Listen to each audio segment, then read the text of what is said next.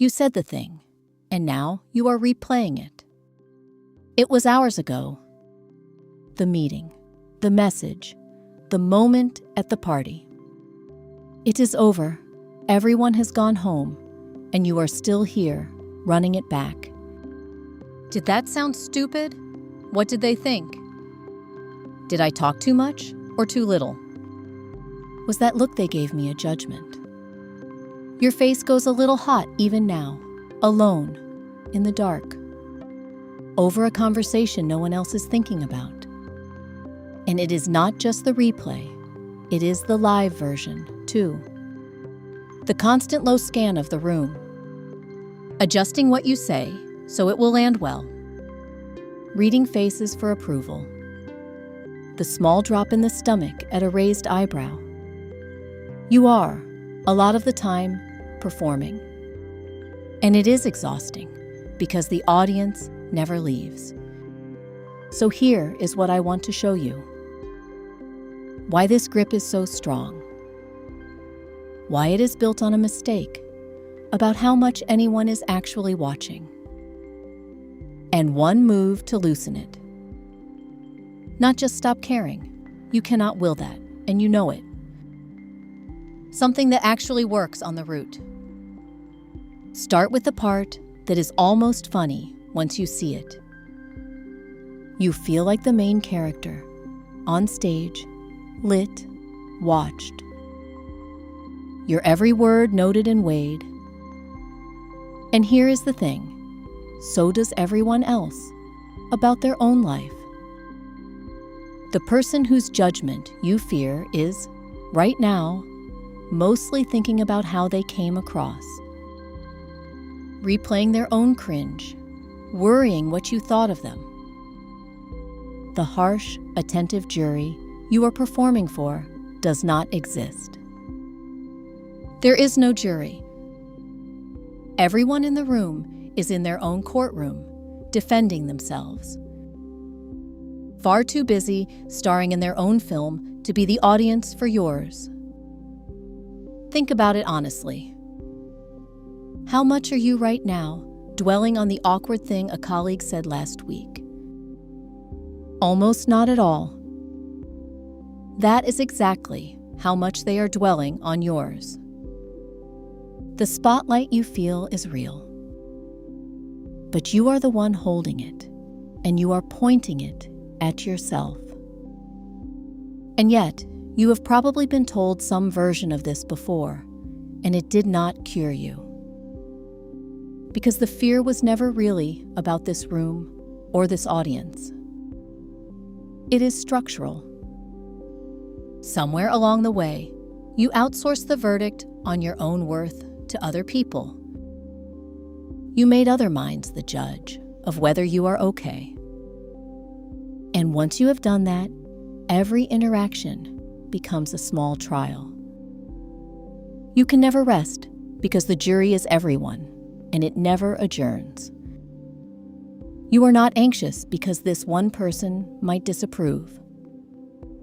You are anxious because your whole sense of being all right now needs a verdict. A verdict that has to be renewed by strangers forever. The tradition has a precise picture of the free person here. And it is worth holding up next to the trial you are running. Tulya-nindā-stuti, the same in blame and in praise. Not numb to them, not above hearing them, but not moved, at the root, by either. And the reason is the key. Their okayness does not come from the verdict. They have taken the gavel back. Svatantra, self-ruled, sovereign. Literally, holding your own thread. Paratantra, ruled by others, threaded by something outside you. And that, precisely, is what living for approval is. You have handed the remote control of your inner state to every face in the room. Anyone can change how you feel about yourself, with a single glance. That is not sensitivity. It is having given away the controls. Notice, too, why collecting approval never actually makes you safe. Approval is a drug, and it builds a tolerance. A hit of praise soothes for a moment. Then the need comes back, a little bigger. Because you have just taught yourself, again, that you need it. The more you perform for the verdict, the less able you become to rest without it. You can never gather enough applause to finally feel secure. Because the security was never going to arrive from out there. You are trying to fill an inner verdict with an external crowd. And the crowd, however loud, can never reach the place the doubt actually lives.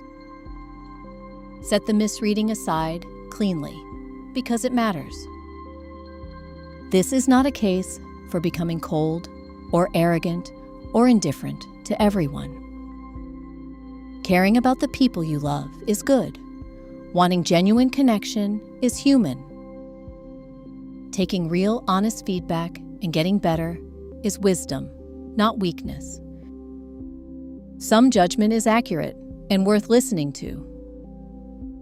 The shift is not between caring and not caring.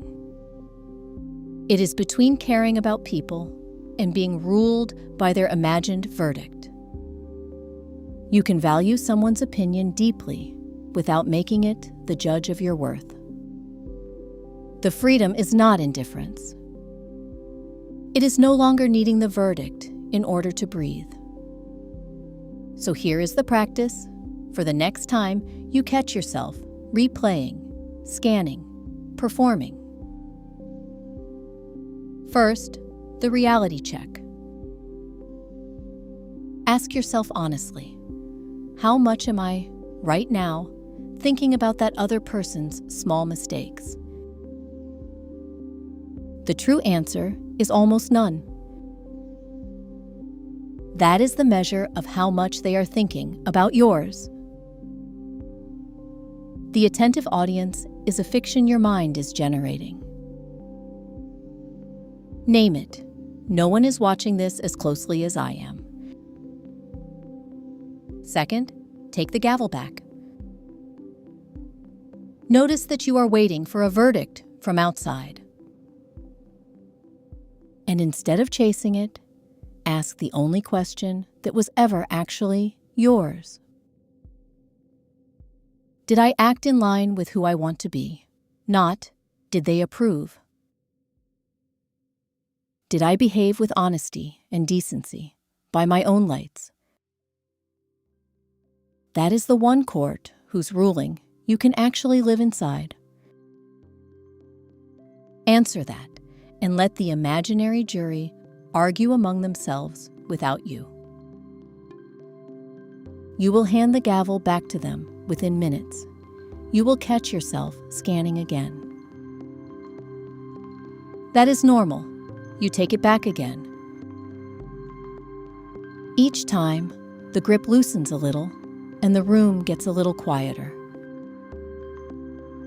So the next time you are lying awake, editing a conversation that already ended, remember what you are doing.